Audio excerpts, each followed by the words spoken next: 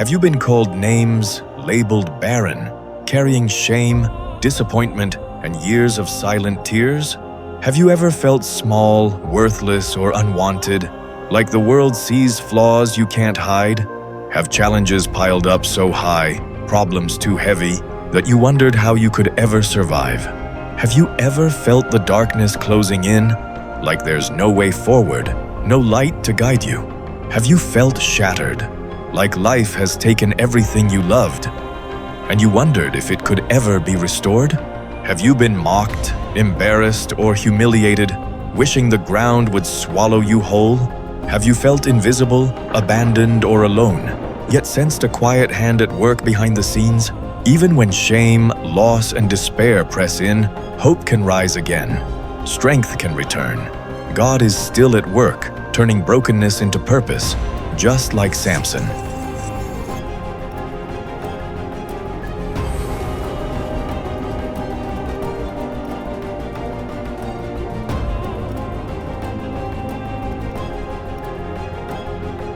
High above the valley, the village of Zorah rests in the soft morning light.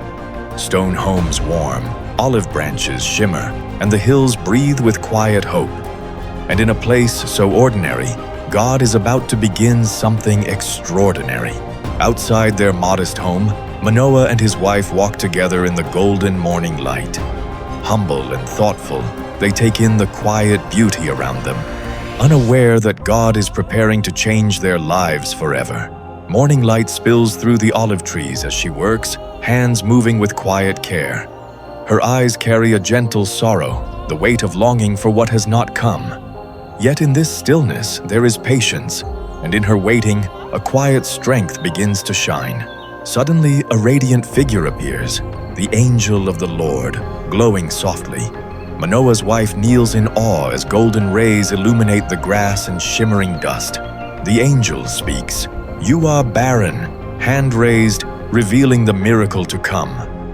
Manoah's wife kneels, listening intently as hope begins to bloom. She races along the dusty path, excitement in every step, her robes and hair flowing with the wind. Dust swirls behind her in the bright sunlight as she calls out, "Manoah! Manoah!" Inside their home, he stands surprised, listening as she breathlessly recounts every word the angel of the Lord had spoken. Manoah lifts his hands in prayer, his heart full of awe and cautious faith. His wife stands gently beside him. The angel of the Lord speaks, explaining how their child must be raised, and Manoah and his wife listen attentively. Manoah prayed to the Lord for guidance. God answered, and the angel appeared in the altar's flames. Manoah and his wife fell in awe, seeing God's messenger and the plan for their child confirmed. The promise of God did not fail. Manoah's wife, once barren, now carried within her the life he had ordained. Each day, hope grew stronger, every heartbeat a reminder of God's miraculous plan unfolding. The months passed, and the anticipation of what was to come filled their hearts with awe and wonder. Then the moment arrived. Pain and expectation intertwined as the child of promise was about to enter the world. A cry pierced the quiet home. A baby boy had come into their arms, a gift beyond imagination. They named him Samson, a name that would carry the weight of destiny and hope for Israel. As he grew, the Lord blessed him, and the Spirit of the Lord began to stir within him, marking him for a divine purpose. From a home once filled with longing and silent tears, God's deliverer arose, a man set apart, whose life would fulfill a plan greater than anyone could imagine. And so the story of Samson began. Samson walked through the hills of Timnah, his thoughts quiet, the golden grass waving at his feet. The Lord's presence stirred within him, though he did not yet know all that lay ahead. In Timnah, Samson's eyes fell on a Philistine woman. Her beauty caught his heart, though the Lord guided his steps. Samson told his parents, "I saw a woman in Timnah, get her for me." They questioned him, but the Lord's purpose was already at work. As Samson traveled, a young lion charged from the bush. Its roar echoed, yet he stood firm, trusting the Lord's strength. The Spirit of the Lord came powerfully upon him, and with his bare hands he tore the lion apart. No one was with him, and he told no one what had happened. Samson stood over the fallen lion, breath steadying as dust settled. Awe filled him at the power God placed within him. On a later journey, Samson turned off the path to see the lion's carcass. Inside it, bees had made a hive, filling the dry bones with honey. Samson arrived at Timnah for his wedding. The Philistines prepared a feast, unaware of God's plan unfolding through him. He posed a riddle to the guests, saying, "Out of the eater came something to eat, and out of the strong came something sweet." The hall hushed instantly. Every Philistine listening, the Philistines pressed Samson's wife, saying, "Entice your husband to tell the riddle, or we will burn you and your father's house." Fear and pressure weighed on her, yet she longed to trust the Lord. Fearing for her life and her family, Samson's wife pleaded with him each day to reveal the answer to his riddle, her tears and worry pressing upon him. After the riddle was solved, Samson's wife was given to another man, one of his companions at the feast, stirring Samson's anger and grief. When the Philistines gave the correct answer, Samson realized they had deceived him. He burned with anger, retrieving his revenge later by striking down 30 men in Ashkelon to pay off the wager. After his wedding, Samson's anger against the Philistines grew. He captured 300 foxes, tied torches to their tails, and set the Philistine fields ablaze. In retaliation, the Philistines attacked Judah, Samson's own in-laws, and the cycle of conflict continued. Yet the Lord's power was with Samson, granting him strength to overcome those who sought to harm Israel. Through these victories, he became a deliverer, a judge over Israel for 20 years, standing against the oppression of the Philistines and showing that God's hand moved mightily through him. Samson came to the Philistine city of Gaza, a stronghold of Israel's enemies, as the Lord prepared him to act against them. He moved quietly through the city streets at night, guided by God's strength and purpose. The Philistine leaders learned Samson was near and sent men to watch and capture him. Philistine archers stood ready at Gaza's gate, waiting to ambush Samson, yet they did not know that the Lord's Spirit was upon him, protecting and guiding his every step. Samson sensed the trap before him, but trusted in God's power to deliver him from his enemies. He placed his hands firmly on the city gate, relying on God to accomplish what seemed impossible.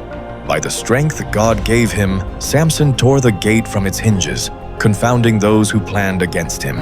Shouldering the enormous gate, Samson walked steadily from Gaza, showing that the Lord enabled him to accomplish this impossible feat for his glory and Israel's deliverance. Delilah waited in the valley of Sorek, her heart leaning toward the Philistine rulers, yet God's hand still guided all things around her. Samson came to her, unaware of the plot. Delilah greeted him with charm, concealing her intent, while God's Spirit protected him. The rulers whispered their scheme, urging Delilah to discover Samson's secret, but she remained calm, weighing her choices. One ruler offered her silver to betray Samson. She considered it carefully, knowing the power and danger of her decision. At home, Delilah spoke softly, feigning curiosity. Samson trusted her, but the seeds of betrayal quietly took root within the house. Hidden in the shadows, Philistine men strung their bows, waiting for her signal, unaware that God's Spirit still empowered Samson. Samson felt God's strength surge, and the ropes snapped as if they were straw, amazing all who watched. Delilah recoiled, realizing Samson was no ordinary man but empowered by the Lord. She raised her hand, signaling the Philistine rulers to prepare for Samson's capture. Samson lay trusting on Delilah's lap, unaware that betrayal and danger drew near. In the night, a Philistine barber cut Samson's hair, and God's strength left him, leaving him vulnerable. Samson stumbled in heavy chains, humiliated and weak, as Philistines watched, and Delilah quietly waited for her signal. Samson, hair chopped close to the scalp, bound and dusty, showed strength diminished but spirit still unbroken. Exhausted, Samson strained against the heavy millstone, chains tugging tight under watchful Philistine eyes. Samson lifted his heart in prayer, calling on God's strength even in his deep captivity. The temple erupted in chaos, torches flickering over cheering Philistines, drums pounding, banners twisting in the light. Blind and chained, Samson was guided through the temple, his vulnerable strength contrasted by the boy's careful hands. Samson stood between massive pillars, weary and shackled, gathering strength for the moment to come. Summoning the full strength God gave him, Samson pushed with all his might. The massive pillars cracked and collapsed, the temple crumbling around him, and the Philistines watched in stunned terror as the Lord's power was revealed. Rubble and dust settled over the fallen temple. The Philistines were silenced, and Samson was gone. His family carried Samson home with reverent care, mourning yet honoring the hero who saved Israel. On a quiet hilltop, Samson was laid to rest in a simple tomb. His parents stood in silent reverence, the sunlight honoring the life of a man chosen by God. Give us strength to resist temptation, courage to walk in your purpose, and hearts that trust you above everything. No matter how lost or broken you feel, God's love meets you where you are. Trust Him, lean on His word, and let His peace guide your heart.